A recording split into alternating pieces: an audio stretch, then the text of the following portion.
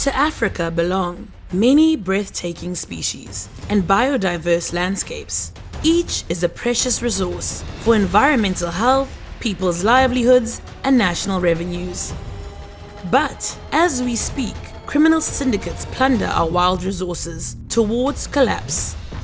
New technologies promise to disrupt wildlife crime.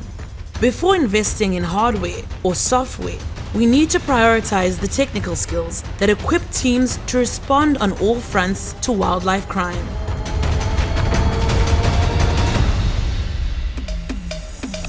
How can conservationists and crime fighters hone their skills to maximize the impact of promising new technologies?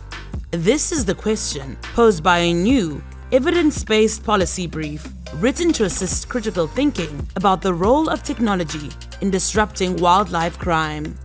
Responders to wildlife crime face a wide choice of technologies. These range from cell phone apps for day-to-day intelligence work to custom-engineered surveillance devices and data optimization by artificial intelligence.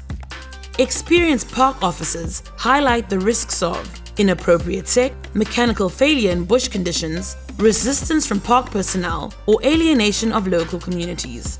Tech can also become a comforting but counterproductive distraction from crises in the field.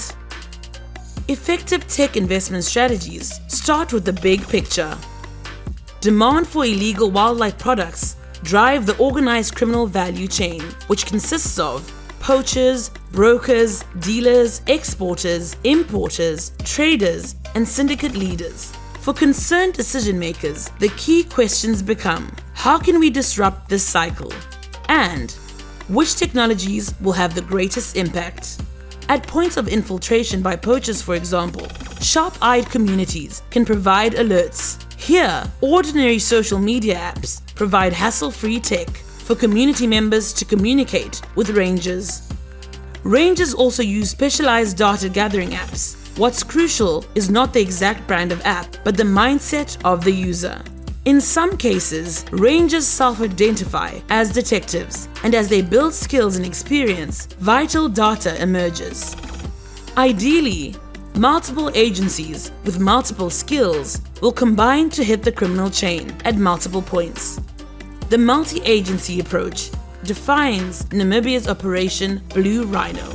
Blue Rhino initiated a major leap in monthly arrests for wildlife crime, using innovative, cost-effective technologies, together with rich skills, ongoing communications with stakeholders, and support from resources like the Prosecutor General's Office, Financial Intelligence Center, and Anti-Corruption Commission. Altogether, experience and logic suggest that tech works best in parallel with skills development. Teams can expand their skills on every level, training current personnel, contracting new talent, and seeking fresh forms of cross-agency cooperation. Depletion of wildlife impacts even beyond extreme revenue theft. It robs us of biodiverse, healthy ecosystems and enjoying decent livelihoods. And it robs our children and the world's children of their heritage and their future. New technologies can help disrupt the criminal cycle and will work best in partnership with building new skills. Our research has shown that while wildlife criminals are sophisticated and very well equipped, they also act with a great deal of impunity. And what that highlights is that the scope to improve our responses is very significant. Criminals and perpetrators of wildlife crime are not restricted to national and legal boundaries in the way that criminal justice actors and law enforcement actors are. And that means for these responders to wildlife crime, often our responses come from a very reactive place and not a proactive space.